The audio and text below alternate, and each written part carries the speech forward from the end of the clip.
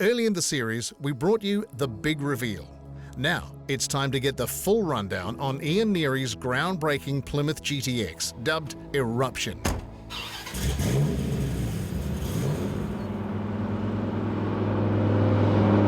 The seed got some with this car when I was a young fella watching Vanishing Point, and I always wanted to have a muscle car. And of course the opportunity came to purchase this car. It was pretty rough and ready at the right price, and that's what started it off in 2008. But this would be no run-of-the-mill overhaul. As a regular judge of elite builds at SEMA, Ian had plenty of inspiration at hand. He also saw just what it takes to construct a vehicle to the highest standard, and that commitment starts right from day one. The key components are, first of all, the concept and the design. You've got to get that right, and you've got to start from the very beginning and package that first to have an end vision. The only way to achieve a high-end build is something called time. It's invaluable, and you've got to put plenty of it in to achieve it. It's not a point Ian makes lightly. The GTX is the result of 14,000 hours, so far, over an 8-year period. A small build team was recruited to handle specialist areas, such as the exquisite chassis and floor pan by Terry's Chassis Shop, and the completely custom interior crafted by Ian Goodwin. But a huge chunk of those hours have been Ian's own, from a surprisingly modest setup in his home garage. Even more impressive, perhaps, is that Ian fit all these hours around his real job. At times, it can be one notch short of insanity to try and achieve it, and you've really got to be strong. There's been times when I've almost really thrown the towel in, but I go back and look at the concept right at the beginning and the artwork that we did, and that gives me the incentive to continue on the dream.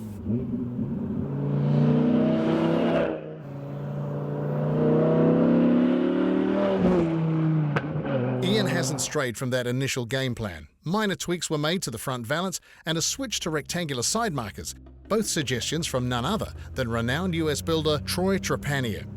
And although the original plan included a 440 cube wedge, a Dodge Viper donated its 8.3-litre V10 and 5-speed. But why Eruption? The cars I build, I like them to have their own personality and their own name. I was sort of designing the car, and a friend of mine, we were just chewing the fat over a cup of tea, and I said to him, I want to do this and that and this and that, and he just said, where the hell do you get these ideas from, Ian? And I said to him, I says, look, they just erupt in my head in the middle of the night. And of course he put the finger right on it straight away, and it became Eruption. It's the snow top of the mountain, the charcoal stripes is the schist rock, and the orange pin lines, that is the actual lather. So of course a lot of things on the car as well, like the stainless trim, is all satin raw, and so is the aluminium, the handmade bumpers are all in brushed nickel, so you're getting that natural metals to go with the colours. The level of innovation and detail built into the Plymouth really is next-level stuff as far as New Zealand builds go. Nothing on the car has escaped a restyle, generous smoothing, or a complete custom rethink, even items that at first glance appear factory-like. The grille, for example, is 76 pieces of stainless steel on a billet frame with no less than 5 days of polishing. The tail panel? That's billet. Pop the hood, and the smooth panels extend, well, everywhere. And don't get us started on the stuff you can't see. Wandering outside the box can be a little bit dangerous. You actually can overdo it, so less is more quite often, and subtlety is always a very good thing. A lot of the tricks that I learnt, especially from America, on looking and judging at all those cars, is that so much is subtle, and a lot of it you don't really spot. And why does it look so good? Because they haven't really changed a lot, but they've just sleeked it, okay, and refined it. And that's what really is the difference. When you've got people studying and looking at the car, really try and work out what's actually been done. It means that you've actually achieved the job that you wanted to achieve. You've made it look really good, and they can't really pick what you've done. So it is quite satisfying.